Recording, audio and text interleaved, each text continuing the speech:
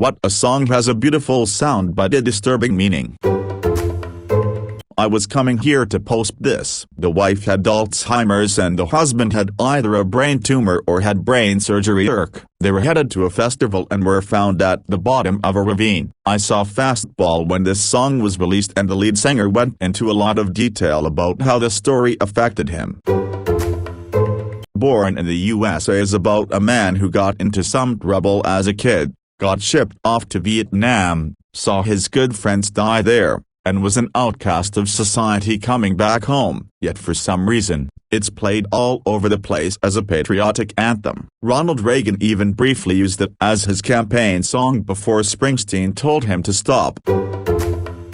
The Mexican national anthem. It was rated pretty high as far as the music of national anthems go in the world, but the lyrics are gruesome. So gruesome that we don't actually sing all of it in ceremonies. It talks about war like if we were bloodthirsty. We haven't even gone to war since it was written, except for World War II, where Mexico sent one squad of around 300 people to help in the Philippines. These are the parts that are still official but are not singed in public ceremonies. Guerra. Guerra sin tregua al que intenti de la patria mancha los blasons.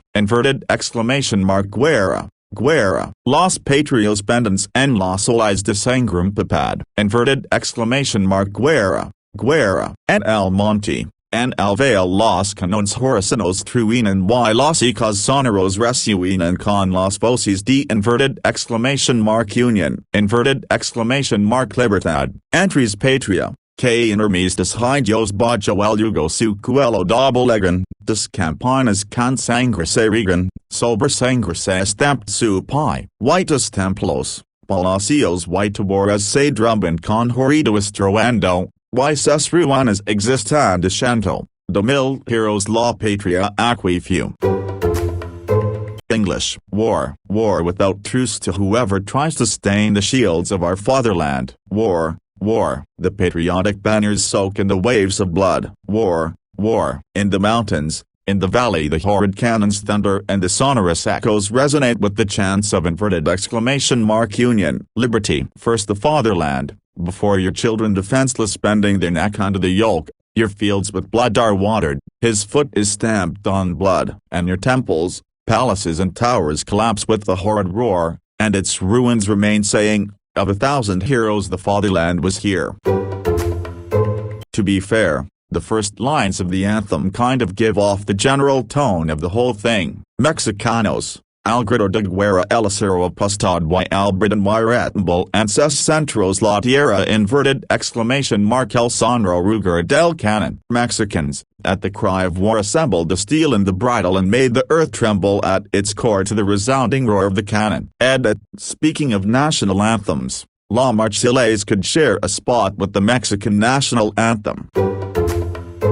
I love that lyric that takes a dig at the people who don't listen to the deeper meaning of the song. You all don't wanna hear me, you just wanna dance. I've gotten some replies from people acting like I've personally insulted them by thinking this lyric is kinda funny. I get it. Many people like dancing and don't care much for lyrics. That's perfectly fine and there's no real judgment, okay? I'll enjoy the lyrics and you all can dance. No need to get all pissy about it, lol. Summertime from Porgy and Bess, covered by everyone you've ever heard of. In the opera, the song is sung 3 times. Once at the beginning by Clara as a lullaby to her baby who won't sleep. Later, she sings it to the baby again when a severe storm is about to hit while her husband and many other men from their black South Carolina fishing community are forced to be at sea because of their poverty. When the curtain rises on the 3rd act, we learn Clara and her husband both died in the storm, and now Bess is singing Summertime to the baby. He's come out and clearly said what it means in an interview. His friend Sarah had the realization that one day she would live through her husband dying, or die first. When you agree to stay with someone for the rest of your life, then that's what that means. Loving someone enough to give them your life is possibly watching them die. So the question he is asking at the end of the song is, who's going to watch you die? Who will be there when that happens? all of the songs on In Rainbows by Radiohead. The funny thing is that it's known as their happiest album. 15th Step is about death and shit. Hard to explain why. Body Snatchers is about feeling like you can't express your true self, and that you're trapped in a body you don't fit in. Noon is about holding back aspirations because nothing you are waiting for will be worth it and won't be how you imagined it. Wordfishes/Arpeggi is about holding yourself back, feeling uncomfortable with where you are in life and finally leaping out and trying to achieve something. All I Need is about being in love with someone who doesn't even acknowledge your existence. The only one that's obviously sad is Videotape. This album also just happens to be fucking amazing, so you should definitely listen to it.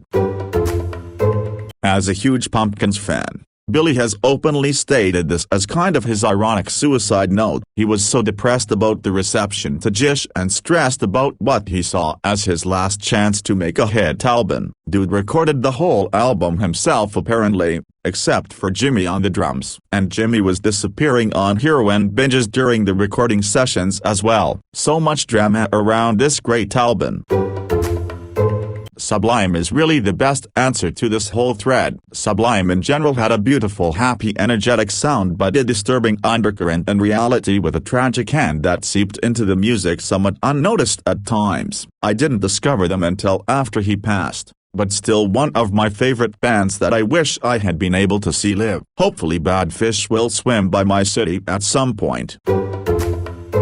Polly by Nirvana. It's a pretty sounding song, but it becomes really depressing when you know that the song is about the abduction and rape of a 14-year-old girl in August 1987 in Washington. She was strung up and tortured with a blowtorch before being repeatedly raped and barely escaped when she jumped out of his truck at a gas station to draw attention. To add to that, after it came out, two pieces of shit decided to rape a girl while singing the song. Kurt was so upset by this he included this note in the liner notes of Incesticide. Last year, a girl was raped by two wastes of sperm and eggs while they sang the lyrics to our song Polly. I have a hard time carrying on knowing there are plankton like that in our audience. Sorry to be so anally PC, but that's the way I feel. The gist of the German version is this. 99 balloons were mistaken as UFOs and a general sent a flying squadron to check it out. It was supposed to be a reconnaissance mission, but the 99 pilots began to shoot anyway. Neighboring countries perceived this as a provocation and declared war. It escalated, and after 99 years of fighting the world lies in ruins. A survivor finds a single balloon and lets it float away. Nice choice. 10 years burning down the road with nowhere to run and nowhere to go. This is the sound of a nobody veteran who can't catch a break in a screwed up country, not patriotic drivel about how great USA is. Reagan wanted to the song at campaign events, but Springsteen refused. I think people have a need to feel good about the country they live in. But what's happening, I think, is that need, which is a good thing, is getting manipulated and exploited. The boss set things straight. Like a Stone, by Audio Slave. Bassist Tim Comerford claims that the song is about an old man waiting for death, who sits in a house alone after all his friends and family have passed on, waiting to be reunited with them. 3-4. However, while Comerford originally thought it was a song about love and romance, band singer and songwriter Chris Cornell explains that it's a song about concentrating on the afterlife you would hope for, rather than the normal monotheistic approach. You worked really hard all your life to be a good person and a moral persona and fair and generous, and then you go to hell anyway. 5. Wikipedia. Yeah, Mark Foster explained it in an interview. Pumped Up Kicks is about a kid that basically is losing his mind and is plotting revenge. He's an outcast. I feel like the youth in our culture are becoming more and more isolated. It's kind of an epidemic. Instead of writing about victims in some tragedy, I wanted to get into the killer's mind, like Truman Capote did in Cold Blood. I love to write about characters. That's my style. I really like to get inside the heads of other people and try to walk in their shoes. Truly harrowing. I mean, it's not really surprising if you've read up on the history of Rasputin and how he swindled his way into the Russian royal family. Imagine you are the royal family and your son is suffering from a somewhat incurable illness, One day a mysterious man who is a self-proclaimed mystic shows up at your door and somehow makes your son's illness manageable using non-traditional medicine and meditation. This mystic's reputation spreads around the town and pretty soon everyone wants a look at this new celebrity, and because his work seems to be effective he is kept around the royal family despite being a peasant with no royal ties. Eventually royal family members suspect this Rasputin to be sticking around for reasons other than healing and suspect him to be having an affair with the Tsar's wife despite having no evidence. In order to squash the rumors, a plan is put into place to remove this man and any trace of his time with the royal family. They tried killing Rasputin twice, once by poison when they lured him into the basement parlor with high-ranking members of the family. He drank the tainted wine and nothing happened. Then upon the realization that the man seemed invincible they shot him, the first in his back and again in his head. When they initially realized the first bullet didn't do the job, they dumped his body into the frozen river where it was recovered under the ice days after his killing. The entire story of Rasputin is sad.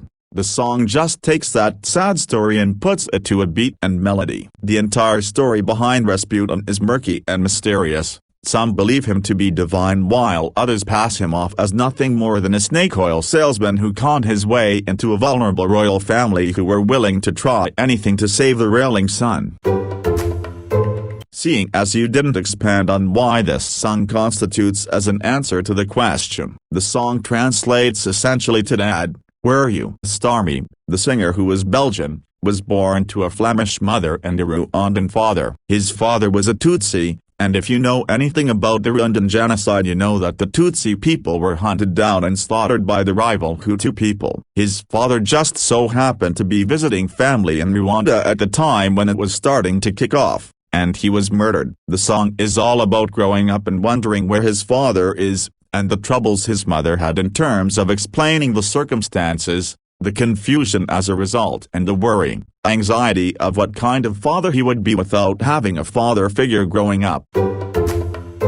Partially true. Per the band's wiki, in 1983, producer Ted Templeman asked Roth to listen to the unused song idea. Riding around in the back of his 1951 Mercury, with band roadie Larry Osler driving, Roth listened repeatedly to the tune to come up with a lyric for it. He remembered seeing a TV news report the night before about a suicidal jumper. Roth thought that one of the onlookers of such an event would inevitably yell "Go ahead and jump." Roth bounced this suggestion off Osler, who agreed it was good. However, instead of describing a potential suicide, the lyrics were written as an ontological invitation to action, life and love. I'd about that one.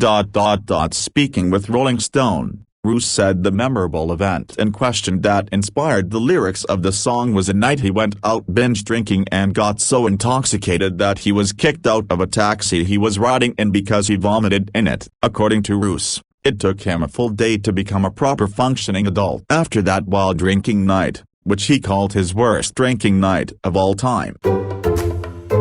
It might not be the worst, but Escape, aka the Pina Colada song, it's about a couple who seem to hit a rut. The BF husband finds an ad in the paper for a woman who seems perfect for him, offering to run away with them. He quickly responds, setting up a rendezvous. But when he meets her, he discovers it was his GF wife who placed the ad. Then they laugh and realize they never knew this stuff about each other. I know it's supposed to be a mix of quirky and romantic, but after really listening to those lyrics, all I think when I hear the song is couples therapy. Now, I would say Rolling Girl by Wowacap Feet. It sounds all cheerful with that muikai, but looking at the lyrics it tells the story of a girl being so bullied, trying to live life and ends up giving up at the end. I would also say the disappearance of Hatsune Miku by Cosmop Feet.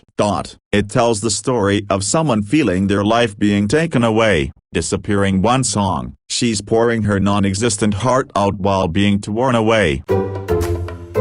I don't have as good examples as everyone else, but I'll try to give two examples that hopefully fit the criteria. 1. Inmate 4859 by Subitan. Great song, depressing as hell story. 2. the German national anthem. Officially they only use the first stanza because it's the only one that is, well, appropriate. The second stanza talks about its great women and beer and was made to be sung in taverns by a bunch of drunk dudes enjoying life. And the third stanza is associated with the Nazis. This has not stopped foreign singers from just singing all three stanzas.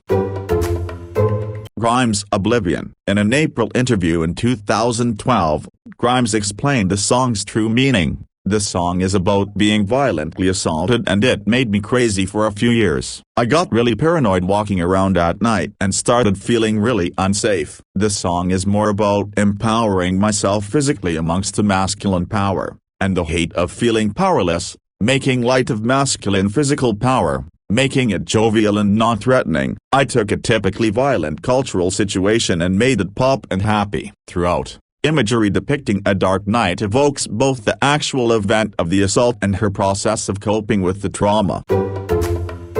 Lou Reed. The bed that needs to be listened to appreciate the bittersweetness. This is the place where she lay her head when she went to bed at night. And this is the place our children were conceived. Candles lit the room brightly at night. And this is the place where she cut her wrists that odd and fateful night. And I said, oh, oh, oh, oh, oh, oh. What a feeling. And they said, oh, oh, oh, oh, oh, oh. What a feeling. This is the place where we used to live. I paid for it with love and blood, and these are the boxes that she kept on the shelf filled with her poetry and stuff. And this is the room where she took the razor and cut her wrists that strange and fateful night. And I said, oh, oh, oh, oh, oh, oh. What a feeling. And they said, oh, oh, oh, oh, oh, oh. What a feeling. I never would have started if I'd known that it'd end this way. But funny thing, I'm not at all sad that it stopped this way. Well, where can my baby be? The Lord took her away from me. She's gone to heaven, so I got to be good, so I can see my baby when I leave this world. We were out on a date in my daddy's car. We hadn't driven very far. There in the road, straight ahead, the car was stalled. The engine was dead. I couldn't stop, so I swerved to the right. Never forget the sound that night, the crying tires, the busting glass, the painful scream that I heard last. Well, where can my baby be? The Lord took her away from me. She's gone to heaven, so I got to be good, so I can see my baby when I leave this world. Well, when I woke up, the rain was pouring down. There were people standing all around, something warm running in my eyes. But I found my baby somehow that night. I raised her head, and when she smiled, and said, hold me darling, for a little while, I held her close. I kissed her our last kiss. I found the love that I knew I would miss. But now she's gone. Even though I hold her tight, I lost my love, my life, that night. Well, where can my baby be? The Lord took her away from me. She's gone to heaven, so I got to be good, so I can see my baby when I leave this world. Europe's final countdown. The song hits totally different now. When our planet gets to point of no return and we take a rocket ship to another planet, we're leaving together, but still it's farewell, and maybe we'll come back to Earth. Who can tell? I guess there is no one to blame. We're leaving ground. Will things ever be the same again? It's the final countdown oh, we're heading for Venus, and still we stand tall, cause maybe they've seen us and welcome us all. Yeah, with so many light years to go and things to be found, I'm sure that we all miss her, so it's the final countdown. Oh, oh. Wikipedia copy pista. When Reznor was asked if Cash could cover his song, Reznor said he was flattered but worried that the idea sounded a bit gimmicky. He became a fan of Cash's version. However, once he saw the music video, I popped the video in, and wow, tears welling, silence, goosebumps. Wow, I felt like I just lost my girlfriend, because that song isn't mine anymore. It really made me think about how powerful music is as a medium and art form. I wrote some words and music in my bedroom as a way of staying sane, about a bleak and desperate place I was in, totally isolated and alone. Somehow, that winds up reinterpreted by a music legend from a radically different era, genre, and still retains sincerity and meaning. Different, but every bit as pure.